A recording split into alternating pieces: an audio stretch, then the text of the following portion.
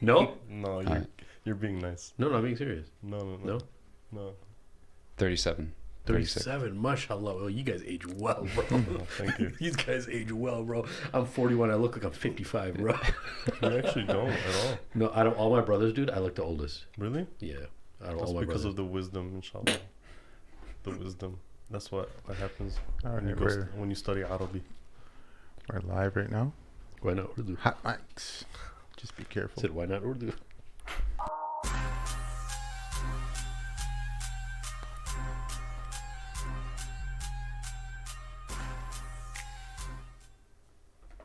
Assalamu alaikum and welcome to the Mad Mamluks podcast. My name is Sim. Along with me is my co-host, Sheikh Umair. Assalamu alaikum. We have a wonderful show for you guys this afternoon. Before we get started, help us out on patreon.com/the Mad Mamluks. This podcast is completely supported by you, the listener. It is for you, and it is by you. We need your support at all times.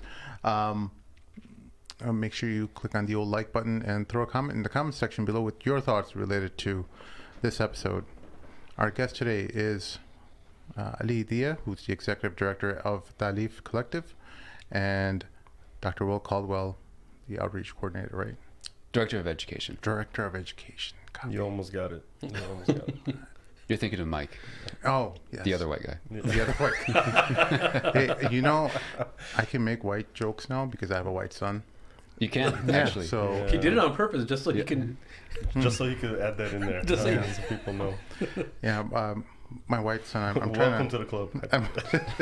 I'm trying. You're not going to talk about the other half. You're just going to talk about the pure half, right? You know, I lovingly call him. His name is Noah. But so his non-Muslim family calls him Noah, but I call him Hussein. It has nothing to do with his middle name or anything. I just want Why? to take away that privilege away from him. Just balance out, like, Bring him down. you have that whiteness, but I need to balance it out with a name like Hussein that just discredits all your whiteness and takes away any kind of privilege you may have. MashaAllah. Just as a reminder. Exactly. Just as a That's reminder. what- You got to know your roots. That's Hussein. actually really funny because my wife is from Greek heritage. Yeah. She accepted Islam a while ago, and we have two boys, right? And we made sure, I made sure, right? Same thing. I was like, his name is going to be Muhiddin. Muhiddin. Yeah. Okay. And then they came up with a derivative. They're like, well, since they're Greek, they're like, oh, of course, Dino. Yeah. So it didn't even work. It was Oh, like, snap. everywhere he goes, it's like, my name is Dino. Yeah, it's stuck. Yeah, it's stuck. It's Totally over. stuck. And then when Yeah. he's in Muslim settings, he's like, Muhiddin. MashaAllah. How old is your little guy He's from you? 6. He's 6. MashaAllah. Yeah, MashaAllah. That's amazing. But it's interesting watching them navigate the two worlds already. At 6 Mm. years old, it's really amazing. Mm. Like he'll go up to his grandmother and he'll be like, "You can celebrate Christmas, okay, okay, and I can have a gift, Yeah. right? But it's not because I'm celebrating it's Christmas. It's because I'm a third space, or they say terminology like third space. We're not a third space. We don't actually talk about it as a third space in any way, shape, or form. What we really say is third spaces are actually like masajid and churches if you look at the actual rhetoric, Mhm. right? First space is your home, second is your work, third space is your place of worship, right? Mm. Talif is not a third space, but what it is, it's a community space, right? And in the community space, we focus on 3 specific individuals because we believe if you focus on them and take care of them, you take care of the rest of the community. And this is what Talif's all about. These Yeah. 3 types of people. That's Yeah. pretty cool. Yeah, if Go you ahead. take care of them, Because it's a difficult thing to really name what you're doing when you have this very clear intention to serve people who are brand new to Islam, but then you see it having a very wide appeal beyond that particular demographic. In And what then- sense? What do you mean? I'm sorry. What do you mean by that? Well, in the sense that you have people in their 20s, they maybe graduated college, they're out on their own for the first time, and they start coming to your space. And they're telling you, like, yeah, you know what, I actually get a lot out of this. Like, I know you're teaching a class that's introducing Islam to people who are learning it I for see the what you're first saying. time, but I actually feel like I need this too. And numerically, for a long time now, they have outweighed the number of converts I see. at Talif. And so the conversation for us has always been, how do we actually talk about what it is we do who we serve, because the appeal of what we're doing seems to be much wider than that initial intention. I see. And one thing that we have always been very deliberate about is that absolutely anyone is welcome to come and join our spaces. The barrier for entry needs to be as low as it can possibly be. So, how do we accommodate people with these different backgrounds, these different experiences, while still delivering something that is both authentic to our mission and authentic to the religion? And so that's really spurred a lot of the conversations. Mm-hmm. And one of the things that we realized along the way is that, the youth get a lot out of this as well. For the reason that, like Ali said, at some point, you do have to make this your own. There does have to be a conscious decision to make Islam a part of your life. But for all the reasons that converts do that, all the reasons that like adult Muslims who are born into Islam do that, the youth have a specific set of reasons that bring them to that, mm-hmm. but then the content that we deliver very often speaks to them in very much the same way. What keeps you guys the busiest right now? Like what is it that keeps you guys on your feet? There has to be, I know you're the director of education, but is it the educational stuff? I would assume that because there's so many different types of people coming, I'm pretty sure that you guys have to do some type of counseling in some capacity, mm-hmm. right? Mm-hmm. Different backgrounds of people, whether they want to be, they're thinking of exiting Islam, and because they may have had some traumatic issue and that led them to that. So what keeps you guys the busiest in Ta'leef? If you were to just let everybody know, this is what is probably, I won't say challenging, but just, what all of our investment goes into, basically. I mean, there's the day-to-day stuff that like keeps us physically busy. Then there's sort of like what people bring into the space with them that kind of keeps me like emotionally, intellectually busy. And those can be two very different things. I mean, we're a small team. We have 5 staff members between Chicago and the Bay. Really? And so, just on a day-to-day basis, there's a lot to keep the wheels turning. And you guys are all full-time for Ta'leef? We're full-time, yeah. SubhanAllah. Yeah. Wow. Yeah. If I may, mm-hmm. I think it depends on what sector you're in Ta'leef. So Will, right, he'll be dealing a lot with people, and he'll be dealing a lot with creating classes and syllabi, right? And he'll also be dealing with speaking to teachers that are coming to Ta'leef to let them know, like, look, this is our pedagogy. This is our, we don't go here. We go here at Ta'leef. We talk about these things, right? You see what I'm saying? Yeah. So he'll be enveloped in that, and then he'll be enveloped in all of the articles that he writes. He writes an article a month at Ta'leef as well. And you can see it at ta'leefcollective.org, right? And it's the Welcome Home blog.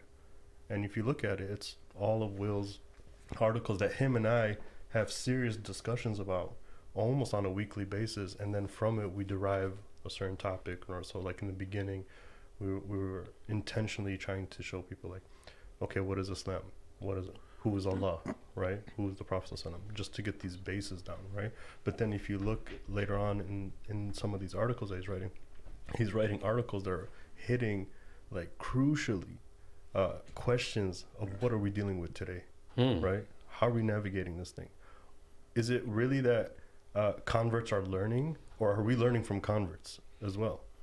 Are they learning from Muslims, or are we learning from converts? Like if you look at these articles, you'll see like he's engaging in this type of rhetoric. Myself, right, I'm engaging in a lot of the funding development, obviously. Got it, but yeah. I'm also engaging in like, where is the vision? Where are we headed?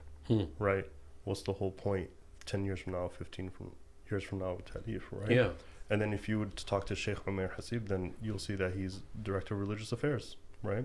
And he's engaging in a whole different sector as well. And then there's Mike, right, who's been doing convert care for 15 years, 20 years, right? He was doing convert care before Ta'leef.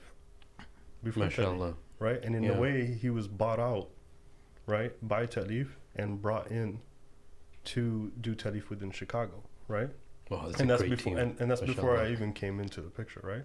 And then we have our beloved sister Star Rahmani, who's basically like the mother, right? And she's operations director, holding everything down between both campuses, right? And then we have a huge volunteer team there, really it's a community. You go into the space, individuals, they're picking up cups, or they're serving other people that are coming in that's new, or you see an elderly person come in and you give them a chair, right? Or you help them out here, or you come in with some food. It's a community space, right? Yeah. But with intentionality on what we're trying to push. And yeah, it started from... one quick question, though. Yeah. What differentiates that from a mosque, though? I mean, why isn't Ta'leef Collective just a masjid where people can just come in and it just becomes a Ta'leef masjid instead? Well, we came from the idea of helping individuals, right? Yeah. If you look at the beginning with Usama rahmatullah alayhi and those that founded the organization, right? It was an intention to help those that are new to the tradition, right? So that they can navigate their way into masajid without feeling when an uncle or an auntie or whoever comes up to them and says a specific thing about the length of their pants or length of their beard. It's very off-putting. It can be very off-putting and intimidating. It doesn't put them in a position where they say, oh man, what did I just get into? Yeah. And then drop the whole thing and leave the tradition. Because that happens. Because that happens all the time. Yes, sir. So the whole trajectory of Ta'leef, right, it was never created as a odds to a masjid, but a funnel to the masjid. Yeah. A funnel to being amongst all of the Muslims that are around you and being able to handle it. Because, you know, Dr. J would say this, like, people don't have a problem with religion. Yeah. They don't. If you talk to a lot of people that have a problem with God, right, or they say I don't believe in God, and you can correct me if I'm wrong, and they say I don't believe in God, you're like, okay, let's unpack that. Like, what is it? It all goes back to a moment in their time where they had a traumatic event with a human. In the end, when you peel back the onion, it's like, this specific situation happened, and it caused me not to believe in God, and it was a human interaction. Wow. Yeah.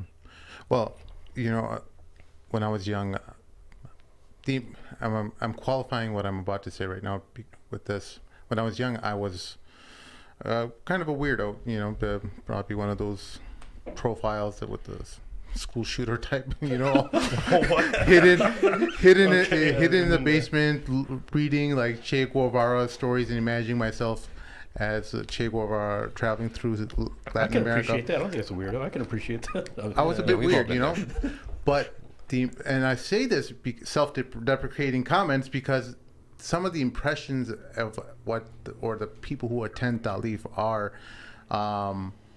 that kind of image is a bit weird or a bit hip and kind of like on the fringe end of society. At least that's when you hear about Ta'leef from other people who haven't been there, right? That's an idea of what people have when they think of Ta'leef. People kind of think of Ta'leef as this person, this area, the safe space where, you know, people don't want to be criticized or commented on, well, you know, made fun of it. For this idea of like, first of all, like, I'll give you yesterday. We had a program yesterday, okay, and it was a beautiful program. And you look in the space and you'll see a brother who's tatted up from head to neck, down all from toe to head, right, tatted up all the way, with a nose ring, etc., etc., etc. Not Muslim, coming in with his friend who converted to Islam, is a newcomer. We saw him go through the whole process, right? And he's bringing him in because it's a poetry reading. He's like, you're going to vibe out with this. Yeah. And no one's going to judge you. No one's here. In that same room, there's an individual who's wearing full traditional garb. Yeah. With a beard up to his chest, with a topi, right? With a kufi on. And they're vibing. And they're all getting what they need to get. So in terms of like weirdness, like the people weirdness, I would say, Tuba lil ghuraba. Like the Prophet ﷺ said, glad tidings to the weirdos, to the strangers. Really, if you could you could translate it to the strangers, to the weirdos. He said this thing Islam started as something strange and it will end as something strange. Beautiful. Right? So what I'll say for you is like, hey man, if you were strange, you probably were doing the right thing. Yeah. Because it's strange to put your foot in the sink at work. It's strange to put your forehead on the floor. Yeah. It's strange to talk about, oh, I just traveled 25 miles, 26 miles. Do I shorten my prayer? Do I not shorten my prayer? It's like, who are you people? What is this? There's a friend of mine who just came to Chicago recently, and he was waiting for his baggage claim, right? So the carousel, right, is coming. You know, Yeah. O'Hare is known to be horrendous. Yes, That's why I never check in any bags when I travel. I don't check any bags. I really don't. And I've made it where my wife knows, like, when we travel, the whole family, no one checks in bags. We just got these carry-ons. That's it. That's it. Smart. Anything else? No, thank you. I've had traumatic events, right? But he's waiting, and he's waiting for like an hour. Salat al-Maghrib, right? The sunset prayer is coming in. He needs to pray the Dhuhr and Asr. Okay, he needs to pray the midday prayer, right? And the noon prayer, Dhuhr and Asr. And he's like, man, I'm going to miss it. So right there in front of the carousel, he just went right into it. Allahu Akbar. Just went right into it. And there's a lady that's watching him, and she's an employee. She's watching him. He's like, oh, here we go. Like, she's going to think something, and she's going to say something. And he finishes his salah. And the whole time, internally, he's like, oh, man, this sucks. She's watching. It's internal. You know how Muslims get when they're praying. It's not. I mean, it's not 100% khushu' all the time. Let's just be honest, right? You're thinking about who's coming by. Am I going to be safe? Is it going to be okay? This is kind of weird. I know, but I got to do it. It's for Allah. Allahu Akbar. Amin. Right? Yeah. He does it. By the time he finishes, she chases him down, and he's thinking, man. She comes up to him and says, "What faith do you practice?" He's like, "I'm Muslim. I practice Islam. I'm from Islam, right? Muslim." She's like, "Here's my name on a piece of paper." She gives him her name and says, "Pray for me every single time." Subhanallah. You pray. Wow. Ajib. So we perceive ourselves as weird, right? But you never know when you actually have to fulfill an obligation like this in a way where it's rooted in prophetic nature and light, how it affects the people around you. She literally gave him... I've never done that in my life. I've seen people pray. I've seen righteous people pray. I've been to people... You've been to Egypt. You've studied... I've never prayed by a carousel ever. No, I'm serious. I pulled to the side somewhere. Yeah, he just dropped and prayed right in front of the carousel. I have, however, given Sheikh Umair my name and told him to pray for me every time. Yeah? Muslims we do it like, you going to Mecca, Medina? Oh, okay. I'm gonna text you. All the time. Who wants a dua list? I'm going. But really, someone from a different faith group, completely. Yeah. Maybe not even a faith group. We don't know her background, and she saw something that we know internally. We're like, the people. We have all this trauma around it, but she's not seeing it in that light. Yes, but we're boxing it in. Yeah. You know, when me and Sheikh Umair were in college. The guys we used to roll with, we were both like new to Islam, and we're still just trying to get our wheels underneath us from getting out of un-Islamic practices, let's just say. And the guys we used to roll with, we would pull over on the highway. Remember, like how many times did we pull over on the side of the road and start praying, just right on the shoulder? And if it wasn't for those days, I'm telling you, man, I think. You kind of have to. I think everyone comes from different backgrounds. When you're born Muslim and you start getting this thirst for Islam, right? You don't really have that thirst. You're still busy with all these other things. You don't even know how to talk properly. You're still growing up. You know what I'm saying? And then finally, you get some sense of responsibility, and then you get passionate about something. And then I think those things is because of those praying. In the beginning, it may have been difficult, but those things actually make you hold on to your deen because you remember those. You have like flashbacks of those moments when something's happening, right? And sometimes you remind yourself when you're doing dua to Allah that Allah did this for your sake. One of the ways that we do wasila to Allah is with our actions. But I think those are very necessary for some people to have those moments where you put yourself in that uncomfortable situation so you can like actually take that memory and cherish it and hold on to it. You have to have that. That gave you confidence, at least for me, to pray at work. Yeah, to pray in front of. It started everything. Someone walks in a meeting, a meeting room or somewhere where I'm praying, and I'm not going to freak out that there's watching me pray. You're vetted now. You're seasoned vet now. Yeah, by having those people around you, like, I guess what I'm trying to say is like, is Talib kind of building this kind of collective to build this confidence among. Young Muslims, any of these Muslims who are trying to get closer to their deen, maybe so that they can kind of walk on their own, Yeah. Well, let's go back to the woman by the carousel for just a minute. imagine taking it. So she expresses like, hey, I'm really interested. I want to be what you are. And I've actually heard stories where this happened. A friend of ours was telling us that he did a janazah once, and there were just these women standing across the street watching as they buried one of their brothers. And he noticed them during the janazah. Not the janazah, the burial. Yeah. But after the burial, they approached him and they said, what religion are you? And he said, I'm a Muslim. And they took their shahada right there on the spot, because they said, we want to be buried in this way. Whatever this is beautiful. That's amazing. Wow. Now, dude, my mind is racing now. There's so many things you can take from that, but yeah. Imagine those women say, okay, where am I going to go? To what community am I going to be a part of? And they walk into your average masjid in the Chicagoland area. That is going to be, I'm saying from experience, an incredibly disorienting experience in the best of cases. Because you go in, and oftentimes, let's say it's a Friday, you're there for Jummah, and in the khutbah, you hear like, and Rasulullah said to his Sahaba, don't engage in like XYZ Arabic term. And you're like, what just happened? As someone who has like no familiarity with the religion, you're like, what did he literally just say? What's a Rasulullah? What's a Sahaba? Yeah. What is bid'ah? What is like any number of Arabic terms that very casually get thrown around in a khutbah, in a lecture, what have you. You don't know what's going on. And your first experience with the religion, after this very heartfelt embrace of it, is one of complete disorientation. Like the intention with Ta'leef was to create a community that was, sensitive to needs that there would be no reason for the majority of Muslims who were born into Islam to necessarily understand on an intuitive level, right? That experience of praying on the side of the road, which sort of like, bolstered you in a way to, then go on and pray in other contexts, like at work. We all need experiences like that, but in practice, I think that often looks very different for someone who embraces the religion as an adult. You need different things that are going to give you a sense of belonging.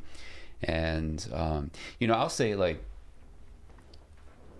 for me, like coming into Islam, you have all these incredibly personal reasons for embracing the religion.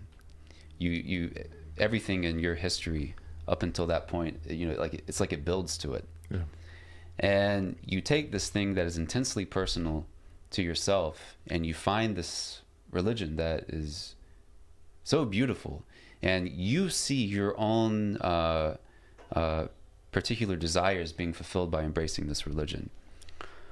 To go from that to then like a disorienting experience where suddenly your focus is shifted to, well, I guess I have to start learning Arabic, and there are like these new rules and regulations for my life.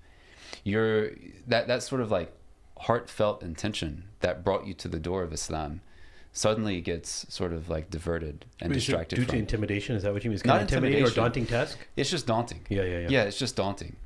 And like we know that when the Muhajirin came to Medina, there was almost like a buddy system that took place, right?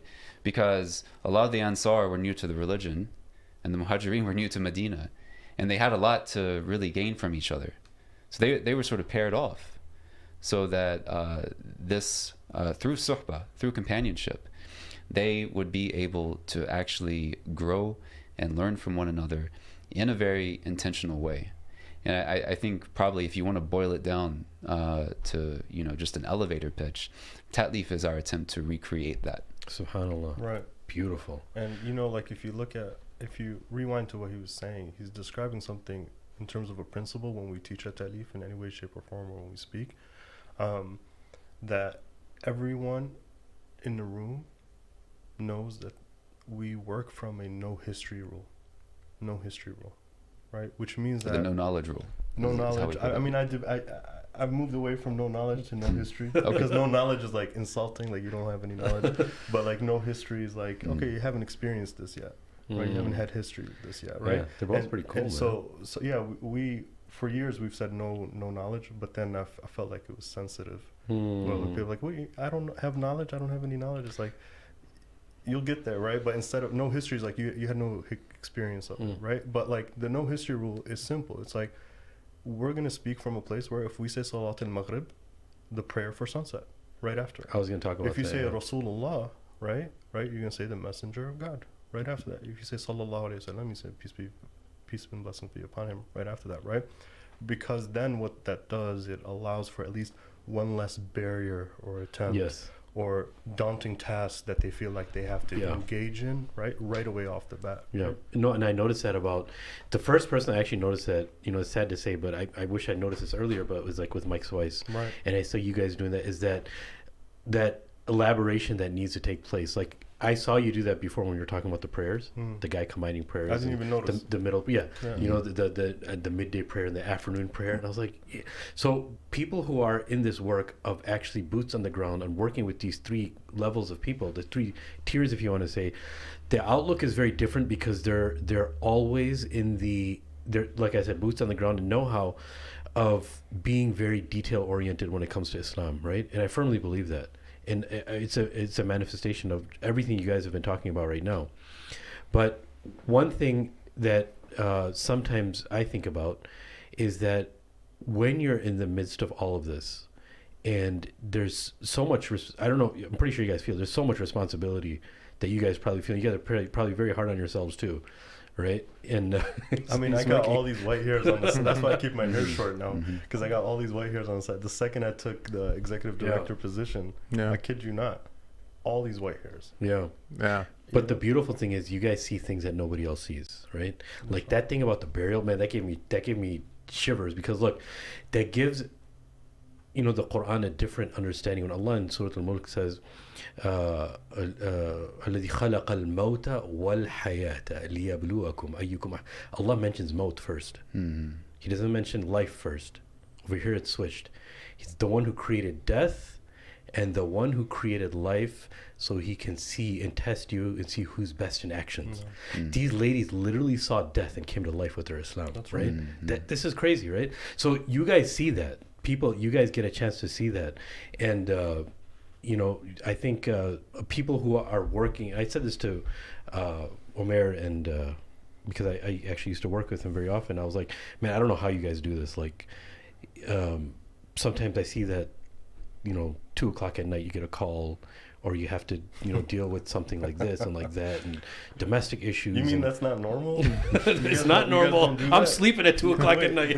You guys don't get calls like that? Just explain who Umair Haseeb is. Yeah, Sheikh Umair Haseeb is the brother I was just talking to right before they got here. No, I'm joking. No, I mean, he was for good listeners. Yes, I'm messing around. So he was, I can't remember which episode he was on. He originally came on, and he is a brother of ours who graduated from the Qayrawayne University in Fez, and he basically talked about his journey, and it was a very inspiring and inspirational story, to the point that we had him on a second time, and he's a very close brother. What to does us. he do for Talib?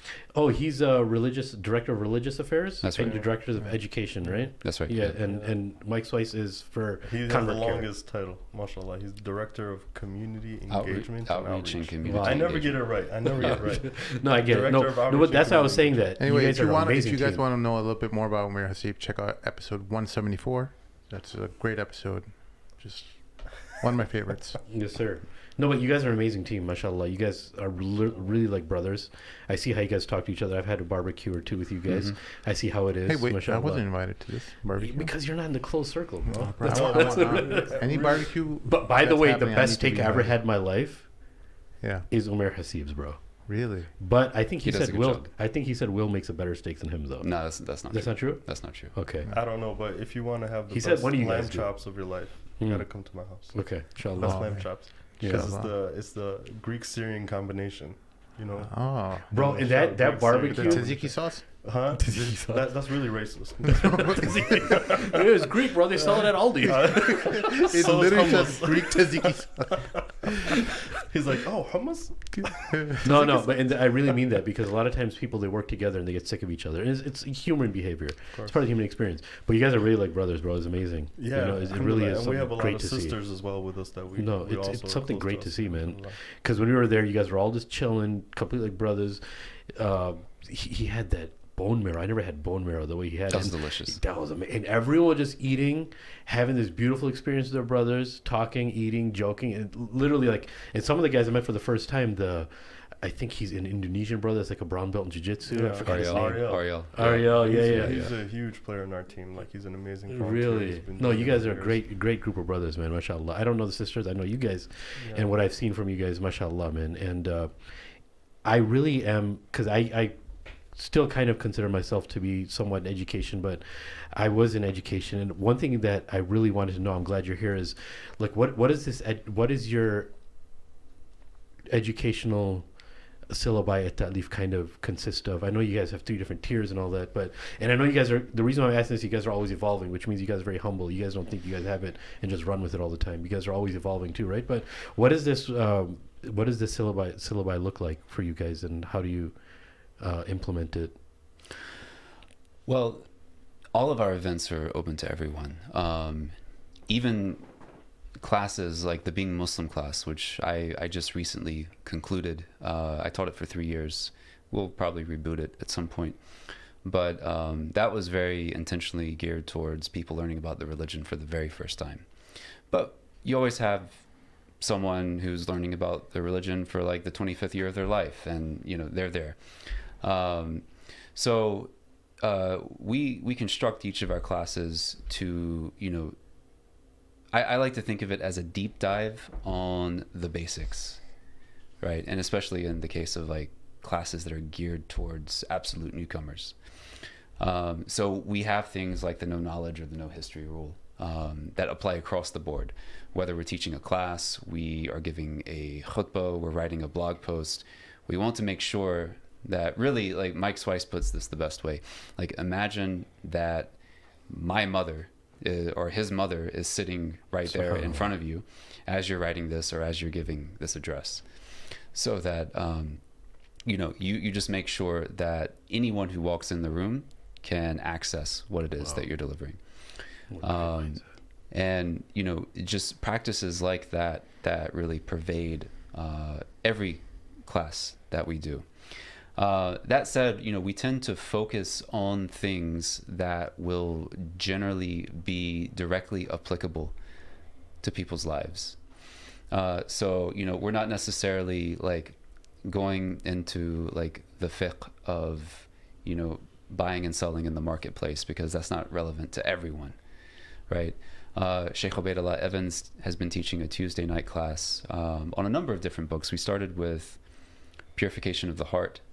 Then we did Ayyuhal Walad by Imam al-Ghazali. And now we're doing Taj al-Arus by Ibn Ata'illah. So in that theme, this is sort of like, spiritual nasiha that anyone, really, because, no matter how long we've been in this, how spiritually elevated we are, we have a set of core principles that are always valuable to come back to. And so we really try to stick with that theme in everything that we do, so that no one ever comes in and feels lost, but also no one ever comes in and says, yeah, I've heard all of this before, I really don't need to be here right now, I can go somewhere else. Like there's always something to learn. So right now we have that class with Sheikh Ubaidullah Evans. Umair is teaching a Sirah course on Tafsir. Tafsir. We did have a Sirah course with Sheikh Aisha Prime, Right. who's teaching out of the Gambia. Wait, she's in the Gambia? Well, I think she came back from the Gambia. But what I will say is, like, there's something that is, I want to point out with what you're talking about. Everything that we've ever taught or engaged in teaching at Ta'leef is always related to a traditional book. It's never been outside of that. Mhm. That's Oh, pretty that's cool. It's never been outside. So you have like Book of Assistance for years. We ran through that thing with Usama like five So times. many times, yeah. Like 5 times, right? Years upon years. And we don't start a book unless we have the intention to finish it, right? So we've finished Purification of the Heart multiple times, right? We've done Content of Character multiple times. We've done the one with Imam Dawood, Wayfarers. I forget what it's called, but it's it's also a traditional book from beginning to end, right? Everything we do, right? Whether it's from being Muslim to speaking to newcomers, right? At Welcome to the Fold, it's all related to traditional texts and books, right? Which I really want to point out because, you know, we have the saying that was created by Imam Zayd Shakir when he was the chairman of the board of Tarif, which is "Come as you are, to Islam as it is." Come as you are, to Islam as it is. Talif, I think in general, most people will be like, you do a really good job with "Come as you are." Like, you cover that. It doesn't matter who's walking in through that door, they're being welcomed. They're being welcomed home. In fact, that's a statement that we always said from 15 years back, from 10 years back, right? And recently when I was executive director, or became executive director, we've made it into an actual embodiment of our work, right? Because back in the day, when you travel from like Chicago to the Bay, we said to each other, welcome home. When you came into the tradition, right? When you took your shahada, your testimony, we used to tell you, welcome home. When you are returning citizens, right? From prison systems, we told you, welcome home, right? There was we always used to say, welcome home, welcome home, welcome home, right? And if you look around you now, there's other organizations that are all saying, welcome home, welcome home. And we love that. Because like, we're raising the bar of the dialogue of how people need to be engaged with in da'wah, in this thing called da'wah. But to go back to the comment of "Come as you are, to Islam as it is," right? I'm going to push the envelope and say, people see the part of Talif of "Come as you are," but sometimes they miss the subtleties of "To Islam as it is." Talif has never been a diluted Islam. Ever. From its inception. You've had Eastern scholars and Western scholars engaging in the dialogue of Talif from day one, and every section of class that we've ever taught is engaged in the traditional book from beginning to end, right? So I kind of like, you know, how I'm not being defensive, by the way. I hope like it's not being perceived. But this is something that happens in the background largely. And right. I'm trying to show people like it's a balance. Come as you are, to Islam as it is, right? Yeah. And we mean both sides fully, right? It's not because a there is postmodern that movement. perception, at least among not just Dalif but Muslim organizations in general. I know we hear it always from our brothers in the UK that you guys don't push your Muslims, your Muslim communities hard enough. You guys, you know, just play patty cakes with them, and you're just kind of placating to their desires, trying to curtail or make Islam conform to how they wish Islam to be, you know? So it is important that you talk about this. I think a lot of times things get lost. Look, a lot of times people are used to going to certain institutions and masajid that's based on the understanding of their clique, right? Right. Human beings are cliquish. No, it's not that's not a strange idea, right? Everybody's cliquish. But there's very few organizations that bring in people and all types of people, and they're used to seeing something wrong in the masjid and they want to do something about it, right? It's natural. You're a Muslim, you want to do amr al-ma'ruf wa nahy al-munkar, but a lot of times we're not taught the adab of how you behave with somebody that doesn't know anything or that thinks they're doing something right because that's what they learned is right. And because it's tricky, how, if you came up with the traditional background, I think many of us were raised traditionally, Islamically, right? Whatever the case is, majority of, you know, Muslims or people in general, right? For the most part, traditional values, right? But so what ends up happening is that when you're raised with these traditional values, how do you now tolerate certain things? Not because you're wishy-washy, is because you have rahmah, right? And how do you bring that person into this beautiful thing that you have? A lot of times people are not able to see that because they think, oh, this person is a sellout because he's letting this type of person come into their space, this type of person, because that's kind of how they're raised too, right?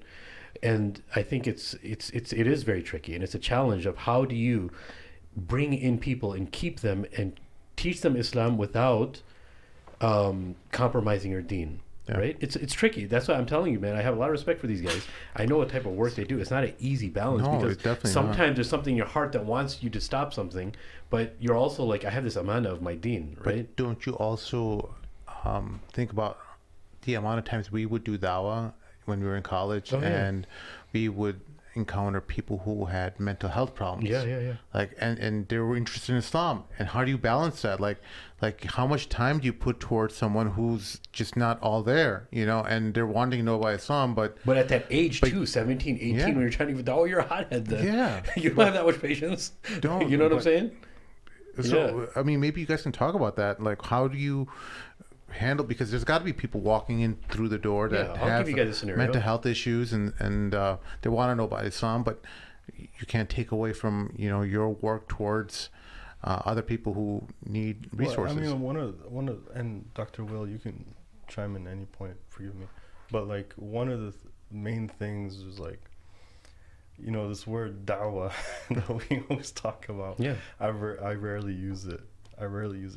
Sometimes I use it, seldomly, right? But I intentionally don't use it because it comes with a lot of preconceived understandings for Muslim of what dawah should be like, or how it should be look like, or depending on what clique you come from, too. Exactly. Yeah. So it's like the main thing that I've seen with dawah, quote unquote. Yeah.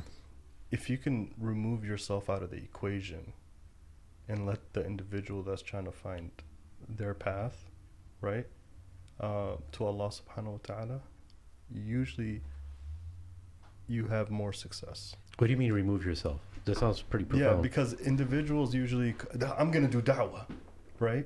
We're going to do da'wah.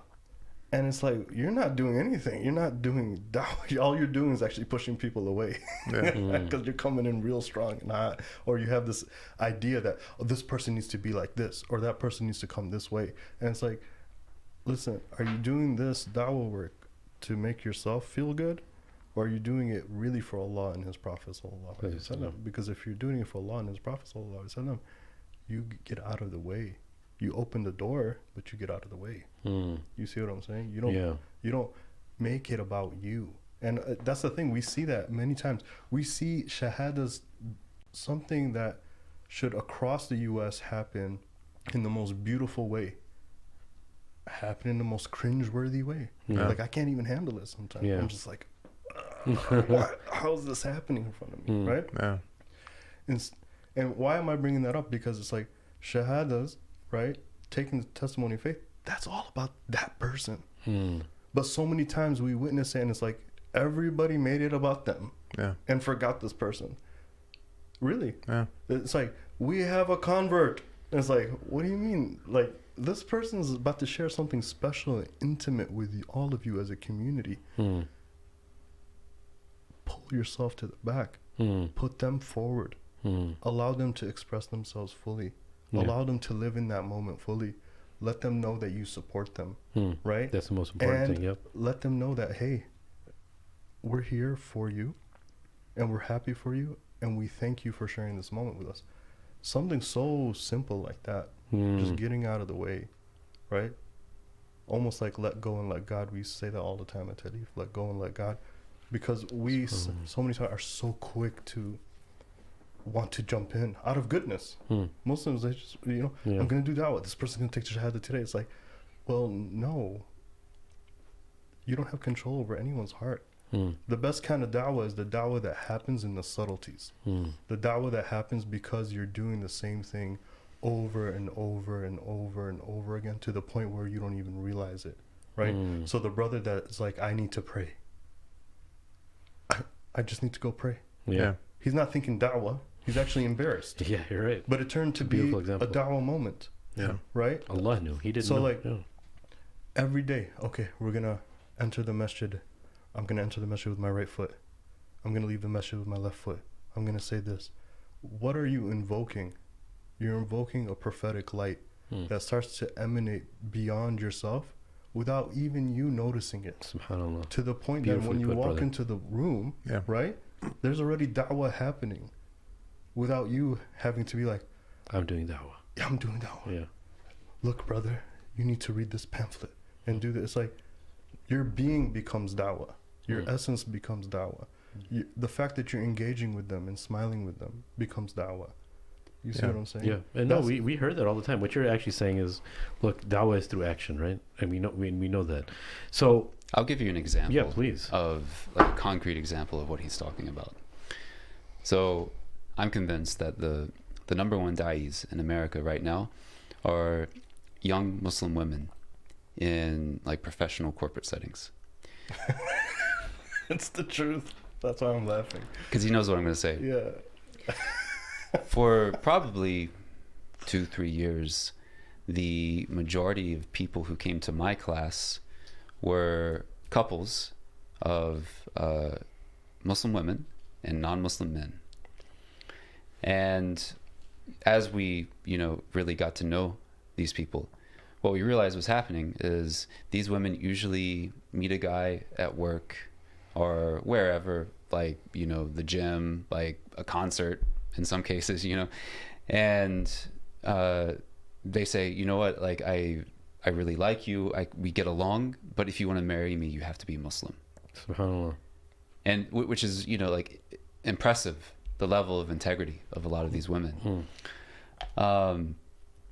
But what's the first question that pops into your mind when I tell you that? What is the nature of their relationship? So It's definitely a haram relationship going on. Yeah. You just said it. He said it's No, done. there's No, no, that's way. what people are thinking, yeah. Ahl Kufar don't just marry a woman just like that. They expect something. no. I'm glad you said that. What now? Like, what if Somebody had to say it. what if I inquired Yeah. about that? No, that would be impolite. Well, it wouldn't just be impolite. All of a sudden, they may feel that they actually have nowhere to take this man Yeah. Yeah. to learn about the religion, the majority of whom end up saying their shahada. And not only do they end up saying their shahada, they've become some of the best Muslims that I've known. Subhanallah. And I'm not just No, you're trying right. to like Dude, toot there our own has to horn. be a legion. There has to be a squadron of people that do this work, like at this level. That's what I'm saying. Because you could easily push them away, and like we said, it's the experience thing that turns people away from No, Allah. but right? here's my point. Ali's talking about taking yourself out of the equation. We're not doing it. These young women are doing the da'wah. These young women are doing the da'wah. Oh. And if like our own, sensibilities as Muslims about what an appropriate relationship between men and women, if we allowed that to come into the picture, and I'm not saying that we just have to write off whatever concerns are, but clearly something is happening. There is a direction to these relationships, and the majority of them go in that direction. The guys become Muslim, they get married, because of their love for these women, they genuinely end up loving Islam because they love what she loves, and in a sense they get to see it through her eyes. And the other side of that coin is a lot of these women end up seeing Islam with like this sense of like newness through their husband's eyes, because they're like, wow, he's like asking me these questions and I've never thought about it like that before. Like, why is it that there are like 3 rakats in Maghrib? And that's the only prayer that's like that. I don't know. I was told like that's how it is, and I never had any questions about that. They start to have their own sort of re-engagement with the religion, and it's actually very beautiful to see this happen. And this, like what I'm describing, is not just like 1 or 2 couples. Like I'm talking about dozens that we have seen over the years.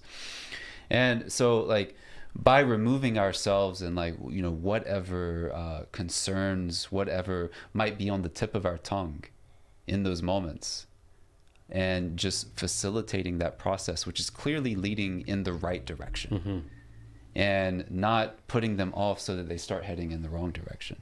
By removing ourselves, Allah does His work, and you really don't have to do that much.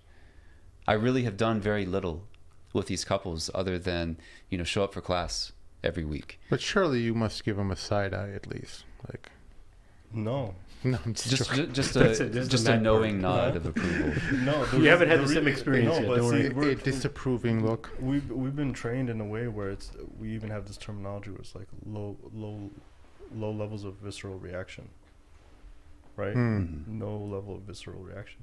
Imagine if somebody comes up to you and right away they're like, I have to speak to you. You're like, okay, yeah, no problem. They're like, I did this, and the second you hear what they did, you're like, it's over. The conversation's over. They don't feel comfortable. But not only that, nothing surprises you guys anymore either. From the amount well, of you guys are in the heart of You got some the calluses. wokest city in probably the United States, one of the wokest cities. So you guys have seen it all, right? Well, So- we're at Bay and Chicago. Oh, so Bay and double Chicago, the wokest. yeah. Yes, for sure. Yeah.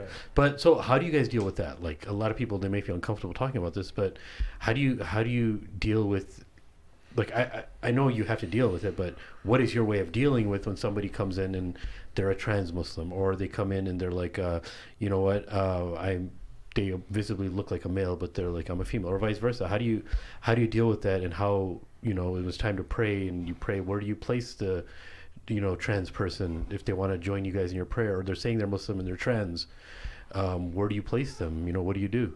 This is actually happening right now. Yeah. Oh, wow. I'm pretty sure it was. That's what I was asking you And guys. it's You guys been- are in Chicago, and dude. It's been happening since like 2015. Subhanallah. Wow. Wow. Yeah, it has. Like when it first happened, were you guys like kind of intimidated, or you guys are kind of expecting it because you guys No, are in Chicago all the time? We felt thrown off balance at first. You know, that was a moment that tested the statement of "come as you are to Islam as it is," right? Because what does that look like in a situation like this? I mean, it can be relatively straightforward when you just have, like, you know, someone like me who's like, you know, I just want to learn about Islam, and outwardly there's nothing in my appearance or my conduct that would be controversial to a Muslim community. But that was a real test, and it has been it continues to be. And part of the test is that there's not a universal solution to any of this. There's not one answer. There's not one size fits all. Really, you just have to sit down with every individual, get to know them, assess their needs, and speak to them as an individual. And, you know, as soon as possible, have the difficult conversations. Yeah. Right? Like, don't let elephants in the room just sort of like sit there in the corner and linger and be awkward. Like, I've found that people really appreciate being upfront about what it is that we believe, what is actually sort of within the realm of acceptability within our community. And, you know, then if it doesn't work out, if they're like, well, you know, I don't feel comfortable, I wouldn't feel comfortable in your community, then we can make some recommendations to them. But if that's acceptable to them, then, you know, you've kind of already determined how things are going to go. There's a sense of agreement about it. And so, you know, right now someone recently came to us, and this is a male to female trans person. And this person reached out to Mike Swice initially and said, hey, like, I heard about you through a friend. I've been identifying personally as a Muslim for a year or two now, but I've never been a part of a Muslim community. They said you guys might be a place where I can sort of come and learn. And so Mike said, yeah, come on out. We're holding an event for new Muslims. And I met this person that day. And, you know, what's interesting is we kind of clicked, because the thing that grabbed them about Islam and really sort of like brought them to this point of actually sitting in a room with me and talking to me, you know, had very similar aspects to my own journey. And so you meet someone like this, and you can focus on the fact that they're trans, or you can identify with them and build a relationship based on something that you actually share, which is a love of Allah, which they have. And you know, the really crazy thing is, like, the questions that you get from people like this. And I don't just mean like No, trans I know. people, I know. but like any seeker, any new Muslim, it will be a humbling experience, because this person, for example, I met up with them a week later because they wanted to learn how to pray. So I went and we went through the prayer together. And they asked me, after practicing the prayer for the first time, okay, so you told me like there's like 5 prayers a day. What if I want to do more than that? And it's like, how often do you hear that question? What if I want to pray more than 5 times a day? Like, most people will ask you, okay, so what's the bare minimum, right? What do I have to do? What is obligatory for me? You hear that and you're like, okay, whatever I may think about trans people, Allah tells us to compete in good deeds. And I've got some serious competition standing right here in front of me. It's an ajib thing. It really, really is. So, you can take that goodness and sort of run with that with them and encourage them in that goodness, and really just see what Allah does with them. And I feel like as long as you are being forthright about what it is you believe and what it is that will be acceptable within your own community, generally people of sincerity are okay with that. And so this person came out to Juma a week ago, and I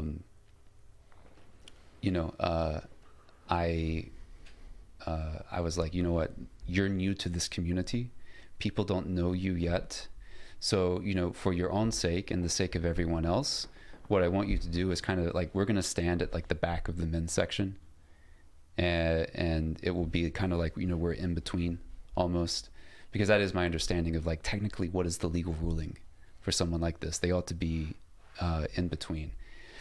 I said, you will be with me, and no matter what anyone sees and thinks of you, they will recognize that like you're sort of like my personal guest there, and that will allow you to sort of like get to know the community gradually, and from there you can start building your relationships with other people, and hopefully this will be not a contentious, your presence won't be contentious here, and so we're going to see where that goes. We're going to see. I don't have all the answers. Of course not. To be quite honest with you, in my previous interactions before that day on Juma, this person always dressed in like a very neutral way. And on that day, they showed up in a dress. And I didn't quite know what to do with that. I still don't quite know what I think of that.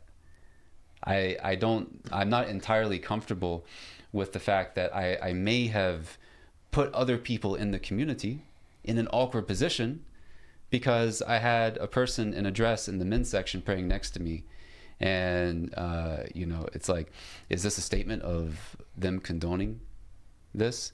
Are they trying to make a statement with this, or like what's going on? Like I was worried about what the perception with the wider community was, and to be frank, I don't have all the answers of how to like navigate this stuff. But what is very clear to me is that you try to be a companion and navigate this as best you can, according to your own sense of mercy, a sense of adab, and the guidance of our scholars on what technically ought to be done in situations like this.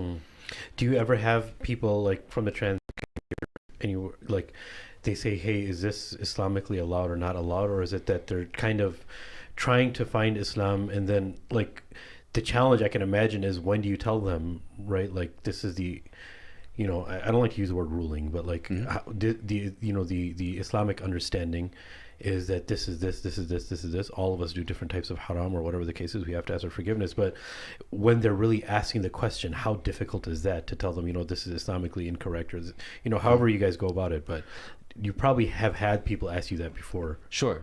We try to foreground those conversations, right? And Mike Swice, who was the initial contact for this person, he had that conversation up front, and he was like, yeah, look, we're a gendered community, like men pray together, women pray together.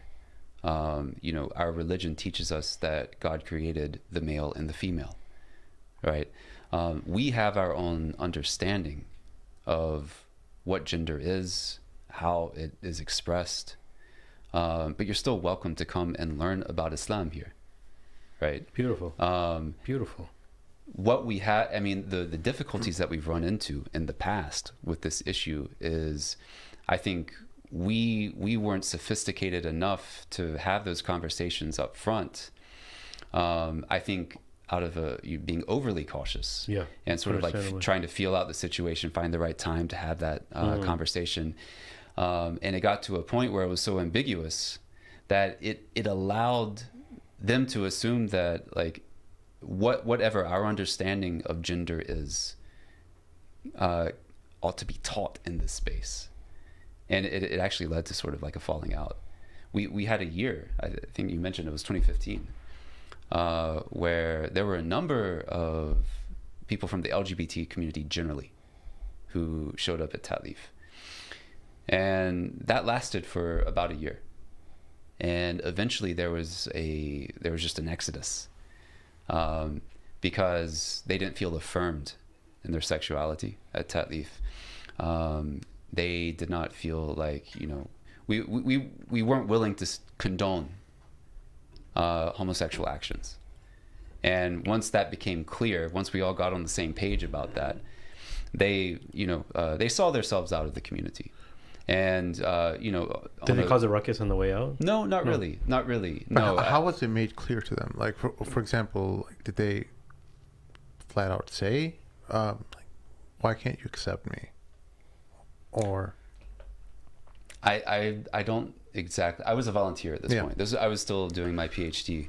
So I'm not entirely clear on all the details. But, you know, my general understanding of, like, what the basic response was is, like, you know, we have a sense of inheritance with this religion. There are certain things that are not within our power to change. Yeah. Even, I mean, and I would say for everyone at Tatlif, we're bought in. We're bought into the religion. Like, we generally, like, Allah says, you know, I created male and female. That's not a statement that we are even going to internally have a sense of, like, disagreement or consternation with. Yeah. But, you know, I think what was expressed to the LGBT community who was present at Tatlif at that time was like, look, even if we wanted to say otherwise, it is not within our power to do so. So we cannot be a community that explicitly affirms that lifestyle. Yeah, and so that just sort of much respect. Yeah. And the reason why we ask is because a lot of times some communities still try to navigate through this. Right? There's masajid in all over the world, or all over the United States, where, you know, the masjid boards and the masjid community is still trying to figure out how to deal with, you know, this person that wants to pray in the ladies section, this person that wants to pray in the men's section, but they're not actually. So it actually, it's still a trial and error based on where you live, you know? Yeah. Go ahead. No, I was just going to say, like, we have to look at some of these issues, like, how can I say this the right way? You know, when the Prophet sallallahu alaihi wasallam, when there was a body being carried to its burial site, and the Prophet stands up, and they're like, "Yo, oh, Prophet of God, it's not an individual who's Muslim," and he goes, "Was it not a soul? Yeah, is it not a soul?" Right? We lose the perspective and the mercy that the Prophet ﷺ had, in a sense of not diluting the religion in any way, shape, or form, but realizing that in the end, a person who's coming into the space, whether they're male or female or transitioning, right, are they not a soul trying to find God? Yes, they are. Sure. You're right. So how can we stand in front of a soul? Yes, between them and God, we don't. You're right. Well, we can't be Tatlif if we do. Right. So that being said, we navigate that in such a way that we allow people to have their space. Yes. Right? To then be able to choose, like, okay, this is really where I'm going to be. Yeah. Or no, thank you. You see what I'm saying? Of course. But it has to come, and usually it comes from very sincere people. Very sincere. Like the one he's talking about, they said one of the best statements ever. They're like, I'm going to make sure this Ramadan is a Ramadan solely for Allah. And the whole room was just like what? Yeah. And they meant it with all sincerity. And it's like you feel it in the room. Yeah. Right? And so we, again, have to navigate, not in a sense of this is haram, halal, haram, halal, haram from the get-go. It's like we're coming in the understanding, knowing you are doing something that is against the tradition that we uphold. Yet, you are seeking God, and you're trying to seek Him through this vehicle, right? As long as you're trying to seek Him through this vehicle, right, we're going to accommodate in the best way, shape, or form. Not all Muslim communities obviously have done this, right? We've probably failed at this, to be honest. I'm glad right? you get, no. But like the point is to look at the essence of it all. Is it not a soul trying to find its Lord? Yes, it is. Will they get to a certain point? That's between them and their Lord, right? Can you create a place or a space where they probably can navigate through those discussions in an intellectual and a sensitive manner? That's the whole point. You see what I'm saying? No, go ahead. Sorry, you've been trying to say something. No, I don't want you to lose your train of thought. It's good. It's like we've had, it's gone. But like, look, we've had. I'm sorry, but we've had individuals that have come to Ta'leef, right? Who are they've transitioned in their mind, right? And I'm teaching being Muslim class, and I have no idea if we're teaching the class, and then this individual, they take their shahada, and there's no feeling, there's no like no observation. No, there's no awkward feeling of the individual being in the space, and the individual is allowed to take their shahada, and the individual is allowed to sit in being Muslim class, and the individual is allowed to kind of seep in the possibility of the light of Allah and the Prophet ﷺ entering their heart, etc., etc., etc., etc., etc. And then one day, that same individual came up to our brother and said, "Hey, do you remember me?" They're like, "No, I'm not. I don't really remember you." And they're like, "Oh no, I took shahada a while back. I used to be so and so. Now I'm so and so again." Wow. SubhanAllah. You see what I'm saying? Yeah. And it's like they presented as a woman at the time of their shahada. Yes. But they returned to the community after like a period of absence. After like 2 years. As a man. SubhanAllah. After like 2 years. Their natural state. Yeah. Yes. And right, exactly. the reason why I opened up this topic is because, look, I know traditional brothers when I see them, right? And I don't mean like, I mean traditional, like you guys, mashallah, have lots of respect for the deen. You guys aren't wishy-washy people. You guys don't like to like water down. Like I've had private conversations and public conversations with you guys like we're having right now. Mashallah, I know you guys pretty well, you know what I'm saying, and what you guys stand for. And I want people to understand this is honestly from my heart, dude. I want people to understand how difficult it can be when you have Islamic grounded Sunni traditional values and you have to change your life in helping people that don't have that understanding of Islam and don't follow that lifestyle and don't and you're actually doing that only because of Allah and His Rasul. You're not doing it for yourself, right? And that's a very difficult thing to do. Like I'm going to tell you guys straight up, like the way I grew up in a very traditional family and stuff. Like I would have to have an extra amount of patience, like a super amount of patience, where I would just be like, dude, forget this. Like I'm being honest with you, dude. I'm being completely honest with you. Like I don't know day in and day out how I would deal with that. Oh yeah, 1 or 2 times is cool, right? But to do this full time, I'll tell you what. Please say full time. Yeah. So here, check the story. I haven't even told you this story, Sheikh. Just recently, I had an old coworker reach out to me. He just keep on messaging me, and we worked for a number of years, and I had given him a lot of dawah. And I'm like, you know what? Okay, let's reach out to him and see what's going on. So he's like going on telling me about how he's doing and stuff, and then later on tells me, hey, so I want to start a podcast and I want to do your advice. I'm like, oh man, dang, yeah, I thought you were telling me you wanted to become Muslim now or something, Because you liked him a lot. You jived with him very well. Yeah. You knew him for a long time. Yeah, he was like my best friend from kind of almost because I just working next to him every day. Then he goes, I'm just like, oh, what's your podcast about? And then he tells me, it really upset me so much.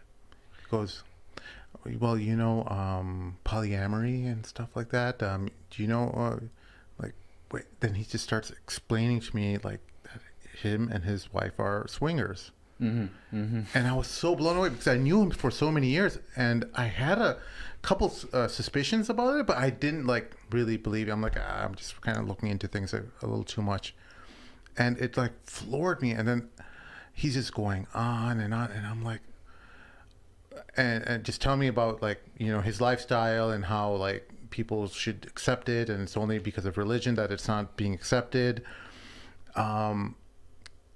And then I guess, like, then he's like, oh, can I rent your studio? I'm like, no. It's not right.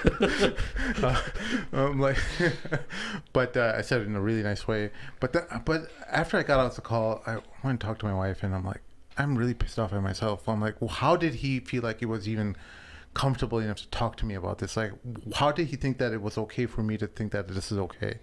And I'm upset with my reaction when he's telling me I should have just cut him off, and I should have told him, like, hey, I don't want to know this anymore. And I should have put my foot down and you know, internal wrestling match, you know, just like practice Amar ibn Ma'ruf, you know, and just say, like, you know what you're doing is wrong. I'm like, I don't know if I did anything right. Like, how did he think? Did any of my dawah with him, was it maybe too comfortable with him where he thought that I would just be completely okay with this kind of lifestyle? But yeah, go ahead and cut me up if you want, Alidia. Well, how should I have handled this? No, I think the fact that you didn't handle it harshly is actually a good sign. Yeah. You know, the thing is, we judge. You know, in our tradition, the way that we're taught is that if somebody commits a sin in front of you, and then they go behind a tree, and they leave on the other side, your belief system, your opinion of your brother and Allah, is that between that time of going behind that tree, that individual has sought forgiveness from Allah subhanahu wa ta'ala for that sin, and we have to believe that. That's not spiritual bypass. That's not being a diluted tradition, postmodern, whatever Islam. That's literally the authentic tradition, as you know, Sheikh. If your brother goes behind a tree, you see him do something, or your sister, you see them do something, then they go behind a tree. By the time they go to the other side of that tree, you fully believe that there is a possibility of full repentance there. It's right there. So my point is, we get into a habit of judging so often where somebody is on their trajectory, when Allah judges people at their end. Yeah. Allah judges people in husn al-khatimah. That's why we ask for husn al-khatimah. That's why we ask for a good ending, because it's all about the ending. At one point, Sayyidina Umar wanted to kill the Prophet ﷺ. Come on, guys. Are you trying to kill the Prophet ﷺ? Any of these people trying to kill the Prophet ﷺ? I mean, that's probably the craziest thing to want to do. Yeah. The craziest By thing. far. But Allah knows his ending. We don't. Sayyidina Hamza didn't. When Sayyidina Umar knocks on that door, Sayyidina Hamza's like, we'll kill him with his own sword. No fear. We'll kill him with his own sword. The other companions are like, what are we going to do? We don't know if he's coming in like this or he's coming in like that. But what ends up happening? We get the second best human being to follow the Prophet ﷺ, and his ending is shahada. His ending is completely martyrdom, shaheed. Goes to Allah subhanahu wa ta'ala. If we would have judged him at any point prior to that, when he's torturing Muslims amongst the presence of the Prophet ﷺ, we would have said he's nothing. But every human has a trajectory. What you did was you allowed for a continuation of communication between him and you. So the da'wah work is not done, Habibi. Yeah. You don't know. One weekend he's doing this. You have no idea what it's going to bring him to. Yeah. And we need to understand. That's what I mean by removing ourselves away from it. Yeah. Like, it's not about us. It's not about what we think. It's not about how somebody's going to come to Allah subhanahu wa ta'ala. Allah has a serious plan here. And it's through his Prophet sallallahu alaihi wasallam.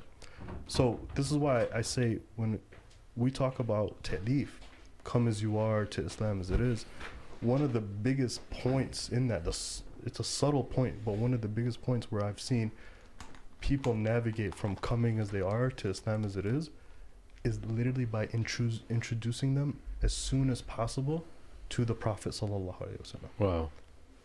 In between those statements, come as you are to Islam as it is, should be the Prophet sallallahu alaihi wasallam. Because then what ends up happening is you come as you are, in whichever way that you are. Then you start learning about the Prophet sallallahu alaihi wasallam. You start seeing how he ate, how he spoke, what he dealt with. Just from the Prophet sallallahu alaihi wasallam's life alone, you take death. Just take death alone, right? His mother, his father, his uncle, his grandfather, his kids except one. I think 6 children except one. His wife, his companions. All death. It's all death, right? Just that one aspect. And yet he outstrips everyone in mercy. He outstrips everyone in good opinion of others. He outstrips everyone in allowing individuals to still enter his realm without any judgment from where they were. Imagine if the companions saw Umar and he enters Islam and they say, okay, homie, like we're the OGs. You just came in. You're not putting the line to the Kaaba. You're not. You just took shahada. You were whooping our Muslims a while ago, and now you entered it. You think you have the right. Of course. Where's your knowledge? Have you studied yet? Have you studied it? We've been with the Prophet ﷺ from day one. If Sayyidina Abu Bakr said that to Sayyidina Umar, I believed in the Prophet ﷺ from day one. Umar, you want to come in now and tote the line to the Kaaba? We have to be able to empower individuals on their journey and not judge them at all, based off of their past, at all, or whatever they're going through. Yeah. It's the only key nowadays. We have to unlock the key of, and I'm not trying to preach, but like and I don't want to speak for you either, but like, look, and I'm not saying you're saying this, but just from my understanding, is that just because outwardly, Sim, that you didn't say anything to him, it doesn't mean that you didn't feel anything in your heart, right? If somebody does something, you're still supposed to feel it in your heart, but that's what the visceral reaction thing they're talking about is, right? Because if any type of disloyalty to Allah, it shakes the ruh, right? It causes discomfort to the believer who loves Allah and loves Rasulullah more than their father, more than their mother, more than their children. And anybody who's disloyal to that and even makes, let's say unintentionally, some type of mockery to it. And many of the people who became Muslim at the time of Rasulullah, they did that, right? But the reaction that he had is the prophetic, I think, what they're talking about. I think you having that reaction is a healthy, that means you still have iman, right? That you did all this time, you actually loved this person, you liked them a lot, you jive with them, you guys had that human experience together, you told him about what was the most valuable thing to you, which is about your deen. And dude, when you love somebody, you just want them to know about Islam, bro. That's all it is, right? How we go about it is it's different, right? But the fact that you're feeling something, so I'm not saying that you as Ali Dia is saying that you shouldn't even feel anything in your heart. No, I think it's okay if you feel something in your heart, but it's how you interact, right? You're telling me the way people react to Muhammad sallallahu alaihi wasallam, he was okay with it all the time? No, but that's what Allah talks about, the verse in the Quran about the kazimin al-ghayz. That means that they don't even show expression. They swallow their anger, meaning that even though they're angry, they don't show any signs of anger because something hurts them about some type of disloyalty to Allah and His Rasul, right? So I think that people should understand it doesn't matter if you feel bad. You should actually supposed to feel bad about many things, about something that's haram. But how do we continue showing people Allah subhanahu wa ta'ala and Rasulullah, that takes a special type of a person that's constantly with the community, boots on the ground, dealing with people, comes with experience. And then I completely agree, when you show them just a little bit of the Prophet sallallahu alaihi wasallam, there's a reason why the Prophet sallallahu alaihi wasallam said "Ballighu anni walau aya." There's a reason why he said that. "Ballighu anni walau aya." Say something about me, even if it's a verse or one thing. Say one thing about me. There's a reason behind that, because the heart knows, and when people are coming as they are to Islam as it is, when you put the Prophet ﷺ front, center, middle, believe it or not, in that, it allows them to interact with a human being that is perfect. And then they start seeing themselves in that, right? And then what ends up happening is the barriers get a lot easier, and they lessen, because the things that come up, the trauma that comes up, the realities that you have to get over to even be at Islam as it is, right? The Prophet ﷺ is literally that vehicle of mercy that allows you to do it. You see what I'm saying? Yeah. And so that's why it's crucial to place him as soon as possible in anybody's journey front and center, because he points to Allah. People are thinking, maybe when they're hearing this, they're thinking like, how are you not pointing to Allah first? It's like, no, his whole essence, the Prophet ﷺ pointing to Allah subhanahu wa ta'ala. So when you put him in front of people, it becomes an easy burden. Yeah, it's no longer theoretical. It's all practical. It's all in front of you. Yep. You see what I'm saying? Yes, sir. And so like, he would not cut off communication till, you know, he's had the worst adversaries. Until their last breath, he'd never cut off communication. You see what I'm saying? Yeah. So like, we really have to expand ourselves, not for the sake of being conformists, or for the sake of feeling accepted, or for the sake of like finding our identity in the U.S., but we have to do it because that's literally how the Prophet ﷺ did it. Yeah. He was expansive in every way, shape, or form in his dealings with people, right? Mm. I want to be like really clear about something. I think oftentimes the nature of this work, it requires like extreme like discretion, care, mercy, gentleness, but there are also times when it calls for firmness. Yeah. Right. And you know, we employ both, and we just try to discern according to like the best of our wisdom what each situation calls for. But you know, this is a skill set that is intended to have a very particular outcome, which is that introduction to the Prophet sallallahu alaihi wasallam. If gentleness is going to disrupt that introduction in some way, we will also go with firmness. And I'll tell you, like, something I did in my my Being Muslim class, when we got around to talking about eating, right? It was in the lifestyle chapter. Fat shaming, here it comes. I'm just ready for it. Go ahead. Huh? Go ahead. I'm going to be firm with you here. Please, right? I need someone to tell me. Yeah, you gotta eat 3 of Umair steaks a day. I'm sorry, man. Go ahead. So I had this experience probably for the first 5 years of being Muslim, because of the way that Muslims would talk about halal food. They would ask you this question: "Oh, are you Z? Are you Z?" And like, imagine you know nothing about the religion, and you hear this, and you're like, "Oh, what is Z?" And they're like, "Oh, it's edifying, bro. This is awesome. It's Zabiha. Yeah. It's Zabiha." I'm like, "What's Zabiha?" And it's like it's like halal slaughtered food. And I was like, "Oh, okay. So like halal is one thing and Zabiha is another." I'm just going to explain to you my thought process. Yeah. because no one actually sat me down and told me that. And this happens a lot. Yeah. No, like it's not like a one-off thing. What goes unsaid is often just as important as what is said. Yes, sir. I had the impression for the first 5 years that, okay, like pigs are haram to eat, right? Yes. But everything like else, you know, like within reason. But like, let's go with cows. Cows are halal to eat. Yeah. But it's extra good if it's zabiha slaughtered. Okay. It's like extra yummy. It's like really halal, and that's what zabiha is. Because this is the way that Muslims kind of talk about it, and if you don't know any better, that's just what you'll believe. I was probably in my 5th or 6th year of Islam when I actually took a fiqh class, and I learned like zabiha is not a term within our Sharia. Like zabiha literally means slaughtered, right? Mm-hmm.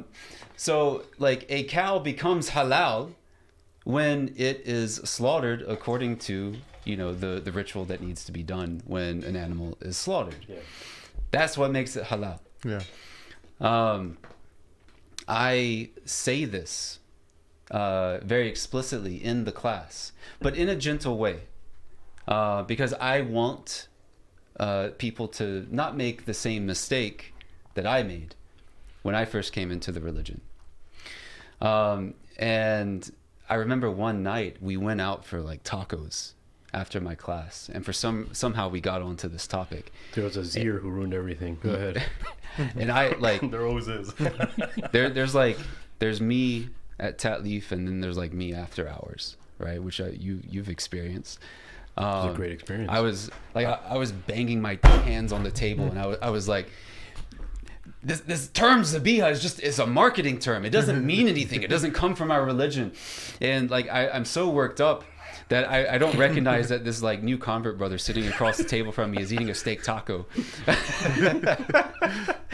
And he's like, should I bite this thing right now or not? Like, I'm like denouncing him basically. And someone told me afterwards, they were like, "Yeah, that was really awkward. Like that was like super awkward what you had did a back moment. there." And I was like, "Why?" And he was like, "The dude, like, he's brand new, and like you told him like he can't eat the food that's right in front of him." So like that's like a perfect illustration of like really like this middle way that we have to carve in order to articulate Islam as it is, and be very direct, very upfront about what the religion actually says, but while taking the care to actually convey it in a way where it's going to enter someone's heart and not make them feel like, well, I've just messed up. Why Make them feel less than or give up. And you know what's funny? Like what comes up with all of this right here is that these terminologies are hysterical to me. There was a brother one day that said, "No, you're committing Shrek." I'm like, Shrek? Shrek? What are you talking? I swear, ask Mike's wife. We're dying. We're like, Shrek. Like, talk about they tell you to control low visceral reaction when it comes to like serious stuff. Like, it's really hard sometimes. I just fornicated. You're like, right? But when a brother comes up to you, I want you to experience low visceral reaction. When a brother comes to you, be like, Ak, that was Shrek. And you're like, what are you talking about? Shrek? Shirk? Shirk. Oh, shirk. Oh, yeah, that's shirk. Or like another brother, that we heard, like one of the OGs from way back in the Bay in California. And he's like, when he wanted to take a shahada, he was like, "I'm ready to take my jihad." I'm ready to take my jihad. And they're like, "We've been waiting, bro." In the masjid. They're like, "Oh yeah, we've been waiting for you." Straight to the FBI. Straight right into the asylum. And it's like, "You mean you want to take your shahada?" He's like, yeah, whatever that is. I want to take my shahada. SubhanAllah. Right? Wow. SubhanAllah, man. No, you get a lot of those experiences, of course, man. That's but you said you had something. It was going to be a long, drawn-out thing. No, Did you already get it out? That was it? Okay, cool. So, as of right now, the landscape that you have, what is it that's not the most challenging thing? What is it that you're working on, like, right now that you need to raise awareness of that's very, very important to you guys? What is it? What is very important for Ta'leef right now? It can be on the educational realm. It could be just getting more exposure. It could be anything. But do you mean like as an organization? Like what are our goals, or like what do we see as a major need in the community? What do you see as a major need right now? That's better. We can have barbecues over here. We have like an acre of property right outside TMM Studios where you guys can come and we can some archery that can happen as well. You better be careful. Yeah, what you promise, By the way, him and Mike Swice are Eagle Scouts. They're not Boy Scouts. You're Eagle Scouts, that's right? true. Yeah. Eagle Scouts. Yeah, That's how you know they're grounded, bro. Yeah, you could do some activities. You know the difference between Boy Scouts and Eagle Scouts, partnership. right? You know the difference, right? Oh yeah. Eagle Scouts. Eagle Scouts are hardcore. Yeah, they are. They're not Boy Scouts. Yeah. We're Man Scouts. Man Scouts. Yeah. But no, so what as far as need is, what is a very important high priority need right now that people have to know about, that the Muslim community has to know about in your book? So I managed to complete the Being Muslim class. We ended it this past December. I managed to complete the actual course few weeks early. And so I actually solicited like ideas from the students. Like, what would you like me to talk about? What are some things you'd like me to address? And one thing that a lot of people really wanted to hear about was like a spiritually grounded approach to dealing with anxiety and depression. And so I gave that class, and alhamdulillah, I think people appreciated what I said, but more than anything else, they just appreciated that I said something about that topic. And that really said to me that this might be something to sort of drive on, like, for a while, because the response was one of like really like sincere gratitude, and it was almost like a sigh of relief that I was hearing collectively, because it felt relevant. It felt like I hit upon something that people were really dealing with in a way that perhaps they haven't been to as great of an extent, or it hasn't been as widespread as it currently is. So, I gave a khutbah on the topic. I've addressed it in other settings, and I get the same response. I wrote an article on it. So, Collective.org, you said, right? That's right. Mm-hmm. Yeah. So that is something that I think. Yeah, it's on the Welcome Home blog. That's what it is. Yeah. Welcome Home blog. Yeah, tatleafcollective.org/blog. You'll find all of our articles. But that is something that I'm realizing is it's sort of front and center, but it is still very much being unnamed. Oftentimes, even by the people who are dealing with it.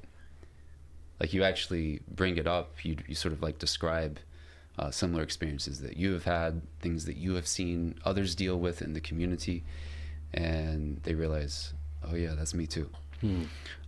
So I think that is something that is very real, very present with people right now. I think, for a number of reasons that are economic, social, political right now, people just feel sort of like, honestly, I think it's just getting harder and harder to even imagine what life will look like a year down the road. Yeah, it's hard to predict. You know what I mean? now. Oh, yes, sir. But do you have a system, sorry to cut you off, like a system of escalation if there's something that somebody needs very, very direly as far as like therapy or counseling? Do you have like a set of people that you escalate it to and to have them handle it and stuff? we do have counselors at Tatleaf. Oh, at Tatleaf. At Tatleaf. I mean, we're limited in how much capacity we can actually handle. So we also have orgs that we refer people to. But, the majority of the time, people just need someone to talk to. So really it comes down to making yourself available. So like, you were asking, one of them was like, what do you see as a need in the community, right? Now on an executive director level, yes, sir. So whatever, that all that title means is like you have to serve. You have to serve day in and day out. Being executive director, people think there's some glamour. Sit in the office, got a cigar in your hand, tell people what to do. There's nothing glamorous. Kiss the ring about being an executive director. I got lots of rings here. You can borrow from me. Rings. There's many theories behind it. But what do you actually? But what do you? I know it all has to do with service, but like, give us a little bit of what that is and what it is that you need on your level. And you're directing both locations, San Francisco and Chicago? Yeah. So both locations. Wow. The travels. We're all involved in both locations. Right. So Will goes down there, Mike goes down there, Umair goes down there, Stara comes this way, right? Some of our volunteer staff goes down there and they come back this way. So we're always in between Bay and Chicago. Have like multiple homes or what? What's funny is like I grew up, I was born in Syria. I was born in Syria, in Damascus, Syria. I came here in 1990, I believe, or 1991. But when I first came here, I have family in the Bay, in San Jose. So my first experiences were in San Jose, in the Bay. I spent all of my winters and school time in Chicago, and I spent my summers in the Bay. Oh, wow. And like, if you fast forward, it's like, La ilaha illallah. Like, how is this possible? It's insane.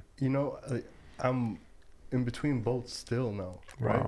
Wow. And that's why like folks in the Bay, they need to know, like, I love the Bay. I know the Bay. I know San Jose, right? Like, you know, it's not just a stranger coming in. And this is the one thing that I want and I need people to know.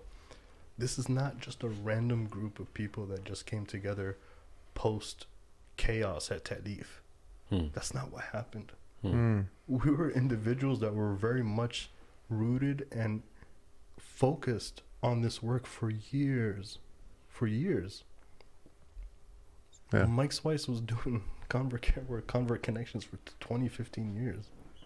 I was known as like the driver because I was doing hospitality and really any sheikh that came in, any teacher that came in, Usama Khan, rahmatullah alayhi, when he used to come in, it's like I would drop everything. Those 5 days, do what I need to do for the org, right? And then, you know what I'm saying? Yeah. Will was volunteering for years beforehand, right? You know, Stara was like 19 when she started with Ta'leef. Umair was like 16 when he first engaged with Ta'leef and then left to the Qadwiyyin. You see what I'm saying? Yeah. I'm not saying Ta'leef takes credit for that. What I'm saying is that like we've all experienced this for years. So what I want like the public to know is that there's been this engagement in this work for some time. And it's not just like a vacuum that we're just filling with random folks together, right? It's very much intentional, right? I've also stayed away from podcast and talking and etc. Is that because your voice is so soothing? Yeah. He's got a super soothing voice, does. bro. Yes, I love it. Anyway, sorry, Barry horse White, go whisperer. ahead. So I guess my wife was right. Very soothing, That's mashallah. why I fall asleep know, in our meetings. No, it's not that type. It just makes me feel very calm. I'm being serious, but No, mashallah. I'm really happy about that. No. I used to do radio, by the way. Really? Yeah, WCEV, 1450 AM. I used to do that. Well, I guess we got another member. Isn't You're a that- part of the isn't Mad that- Mamloos Did you now, say buddy. I'm CVE, countering violent extremism? By the way, as Ta'leef, we've never accepted any of that money, and let's not bring up these controversies. But what I will say, back to where were we at? CVE. No, we were not at CVE. No, you were talking before we. That's so stupid. No. Talk Soothing about your voice, voice, bro. rewind, That was let's- so. Soothing voice. No, what were we talking about? You were We talking about Umair Haseeb, 16 years old. No, and no, then- but what I'm saying is like The group it's that came together. individuals, right? And my job as an executive director is to make sure these individuals are known in their field and expertise to impact not only Ta'leef, but so what's really needed in this in today's world, in today's time, they see individuals that are actually doing the work in the right way and in the best way, right? Like Dr. Will Caldwell, he's an expert on Black American Islam, SubhanAllah. Doesn't the and wolf he's crowd have and he's white. Yeah. You know what I'm saying? SubhanAllah. And it's like he needs to start teaching Yeah, about Islam in America, of course. right? And we'll probably do that very soon, right? But Mike Swice, I really have not seen an individual like that. No. Allah just brings him converts. It's like he just walked down the street and they're like, "Oh, I want to take shahada." He's like, "How did you know he was even involved in any of No, that?" Yeah. that guy's really special. Can I just say a really cool story about it? I know this is not about Mike Swice in specific, but there's one thing that when I first met this brother, mashallah, bro, and I used to start seeing him at random places until, you know, we had a podcast together with him, grew in love, and then one time, me, him, and Umair Haseeb were just going to meet in the city. He's like, yeah, just come to the Ta'leef. And I've never been to Ta'leef before this. He was helping me on just some marketing strategy thing and like fine-tuning how to invite people. I was like, what better, you know, Umair was like, yeah, you should ask him. He's really good at this stuff. Like how to set things up, how to set up like even if you're trying to set up an online Islamic studies thing, just what people should think about when they set up something to be productive and all that and to something to be optimal. And bro, I walked into the place. Number one, the place is beautiful. The setup, the stage, the brick walls, right? And they're really big on coffee. They make me some coffee, burn some oud, and we're just talking about, hey, how should I teach virtually? it was my need and my concern. And we just ended up eating. We ordered from Port of Peri Peri, I think, and then we just ate and talked. We were supposed to meet for like an hour. We ended up being there for like 3 or 4 hours. Especially with those two, man. Yeah, no, bro, I'm telling you, man, like, that. you know that you know some brothers, but then, like, when you're with them, you grow in love even more. And it's like, man, these guys, and they're just genuine, as telling you whatever, you know, you're asking them. And I was like, man, these guys, and then when I met you, I was like, dude, and then we came to the barbecue, I was like, dude, these guys are a crazy team. I'm not just saying this because you guys are here. Like, it's a great group of brothers, mashallah, and it's hard to find that. You guys probably know that. A lot of organizations have a very, very difficult time, even though they once started as friends. You know what I'm saying? So there's something that there's something that has to keep you going. Are you trying right? to say something about us, Sheikh? No, we You always and I? get along because we're the losers. That's all it is. We don't have anything else to do. Right. Yeah, I just this want is to make my sure. only hobby outside of being inside of my house. Basically, I don't have anything else. This, So, but you guys, yeah. So Mike Swice, man, big shout out to him, mashallah. Obviously, Umair Haseeb and the rest of your team. You guys, mashallah, are a great group of people. You guys have a special place in our heart, man. You guys are real people. You know, you're real. You guys don't fake anything, mashallah. And I really meant that when I said that. You guys have some very solid, mashallah, traditional Islamic values, but you have to you've put yourselves in positions full time. I still can't fathom that, full time on just dealing. And for you, it doesn't seem like, I'll just define dealing later, but who cares about that? But just having to do what you have to do on a regular basis, full time, over and over every day. I'm pretty sure you guys work 7 days a week too, a lot of times, right? It's not 5 days a week, is it? Right? I mean, we are here on a Saturday, Right. You know what I mean? Yeah, mashallah, man. It's not easy, and I don't think a lot of people are built for this, mashallah, man. All right. Any closing thoughts? Do you guys have Did any we miss events? anything? Anything? I don't want to be yelled at after. Did we miss anything? The first. Do you think? Did we leave Not from anything my out? end, no.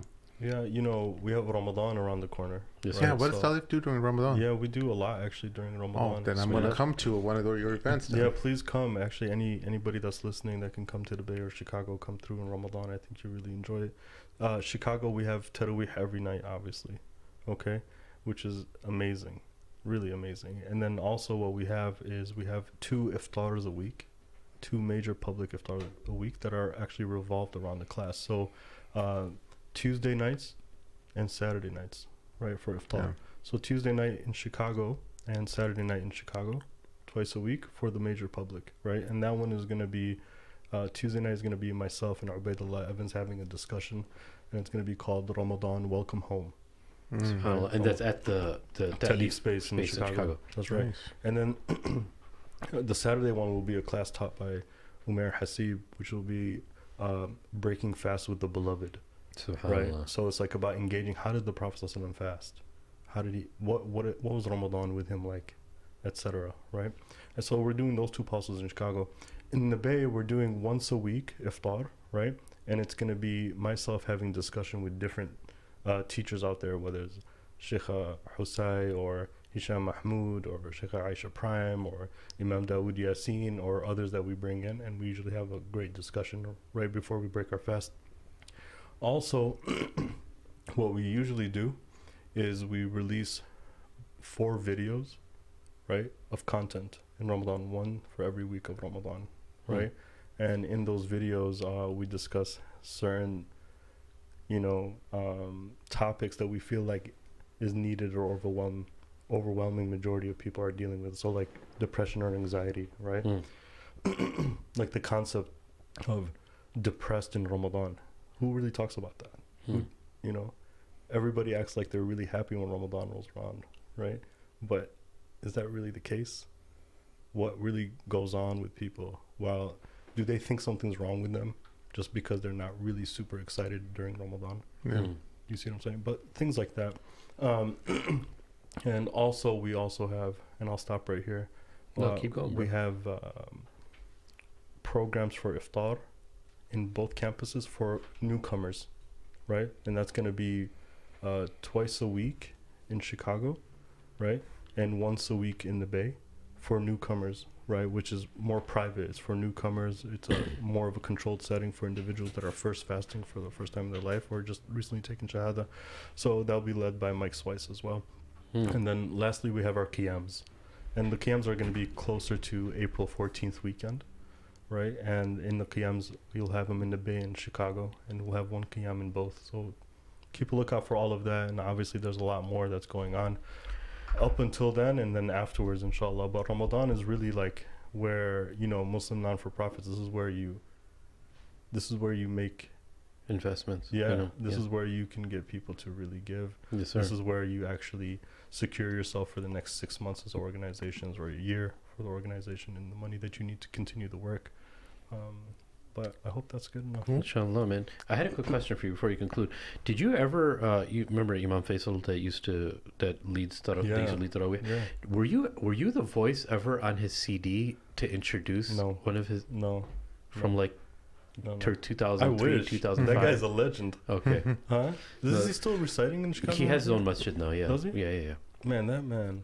Yeah. SubhanAllah. Dar al-Quran. Is that what it's called? Yeah. It's close to the Western. But anyway, the voice sound is similar. Anyways. Dr. Will, any closing thoughts from you? Or you just want to leave it? Tell us, get our act together. Lose some weight.